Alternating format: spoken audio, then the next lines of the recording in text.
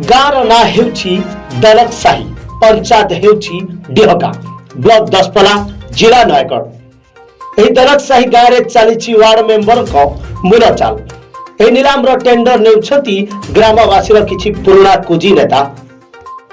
प्रथमे गाँव रे कंगार कोट सभा आयोजन करा जाउछि एवं तागिद करा जाउछि जे आमे जाहाकू कहिबू से हेबो गाँव रो मुखिया से पुनी बिना भोट रे।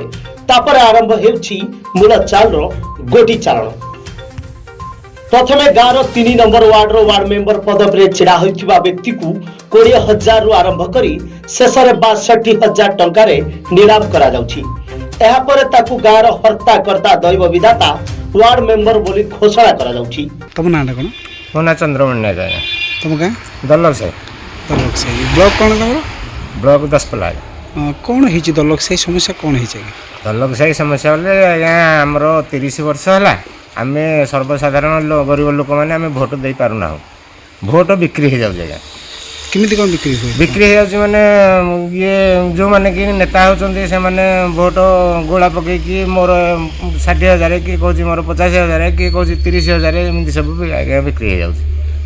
चलित वर्ष कौन है समस्या चलित वर्ष सारे से भाया कौन है वार्ड मेंबर को नहीं कौन है से वार्ड मेंबर को नहीं कि ये भाया तो नाटक चलू आम गरीब लोक मैंने किसी पाई पारुना घर टे पाई पारुना कि भत्ता टे पाई पारुना किसी पाई पारुना। बर्तमान कौन आपन वार्ड मेंबर नीलाम है आज्ञा के कौन केमिति केते टका नीलाम है 62,000 आज्ञा नीलाम होइछि।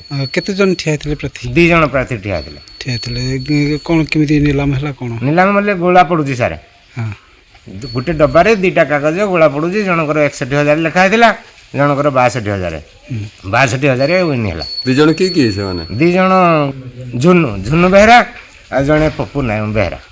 केते नंबर वार्ड तमर सेडा 3 नंबर वार्ड एने भोटर अधिकार को छड़ाई निया जाउथिबा बोली अभियोग करिसथि ग्रामवासी। तबे नीलामी प्रक्रिया आज काली नुहे 30 वर्ष हेलानी गाँ कमिटी रे भली निष्पत्ति निया जाउछि। वार्ड मेंबर पदवी को नीलाम रे नेउथिबा व्यक्ति टंका दे भोट किनुथिबारु गरीब लोकंक समस्या बुझु नथिबा अभियोग आसीछि। दलक साही भली एही पंचायत रो अनेक गाँ एही भली भाबरे नीलाम करा जाउछि।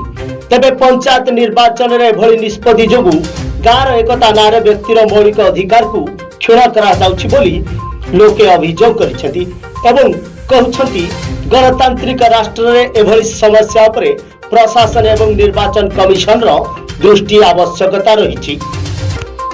दसपलारु श्रीधर साहू को रिपोर्ट दिशा न्यूज।